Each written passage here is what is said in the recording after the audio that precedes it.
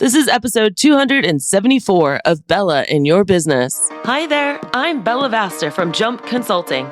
You might know me from CBS, NBC, Fox, Huffington Post, Entrepreneur, or maybe you've seen me speak on stage or read my book, The 4 Dogs That Every Business Owner Needs. In any case, get ready because you're about to get your hashtag Bella butt kicking in this next episode of Bella in Your Business.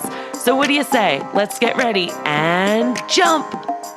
Welcome to another episode of Bella in Your Business. I'm really excited for this episode. I'm really going to try to set the scene for you to make you really understand why you need to be focusing on sales, the why behind all of it. I've got 3 major points here to tell you about today. It might be a shorter podcast, which is fine because you know me, I'm going to stop talking when I have nothing left to say about the topic. But it's really about why 2022 is the year that you must know sales in your pet business versus any others. I'm going to tell you right now, it's basically 1, because there's lots of sales to be had. 2, it's going to define who you are. And 3, the economy is volatile. So let's start digging right on into it. There are lots of sales to be had. There's so much movement happening. I have one person who had her business for over 15 years, and she just decided she was going to sell it, and she sold it, and she got rid of it. So there's like a lot of turbulence that's happening, and that means that when new owners take over, they really don't actually understand the culture, the value proposition, all of this stuff. And most of the time, they're just kind of frozen in fear and they're just kind of doing the same old thing. And that's really an opportunity for you to step up, level up, and really put yourself out there. I have another client who moved across country.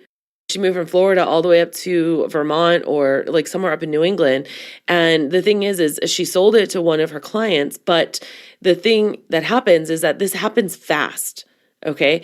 And when it happens fast, not only do you want your business ready to be sold, but all of a sudden there's like this vacuum almost in the market if it's not properly taken over. Most of the time, it takes a little bit for people to actually get their bearing and understand like, oh, this business, it's not just dog walking and pet sitting. Like these are the problems that we solve, kind of going back to what we talked about last episode, problem solving versus order taking. And there was actually 2 people. Another one moved from New York to Texas, right? And so what's happening is a lot of people are actually selling or they're trying to operate in 2 different states, which actually is proving to be pretty difficult for some if they didn't already have an established business with systems and processes in the first one. The Great Resignation, as it's called, is shifting many people.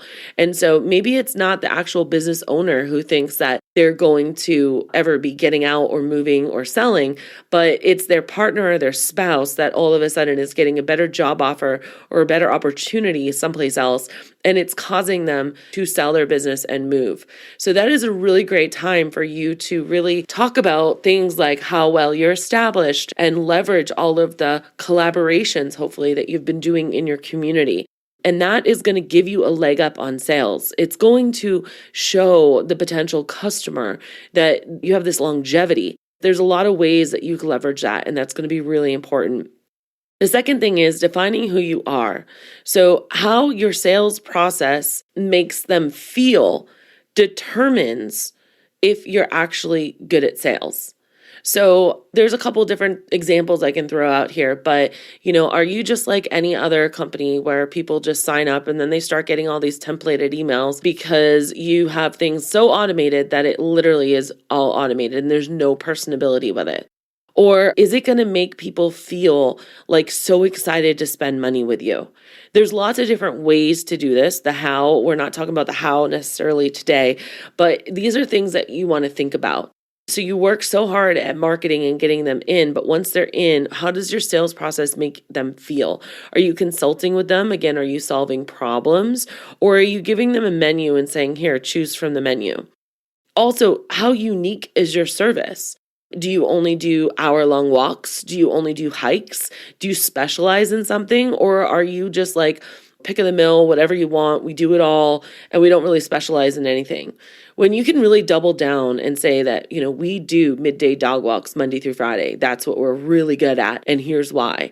Or you say, like, we're really good at taking care of your home and security when you are traveling. So it's not just your pets we're taking care of, but it's also your home. And hey, potential client, did you think about X, Y, and Z, like mail, newspaper, trash, all that stuff? And really knowing how to leverage that in sales, it's going to be really important.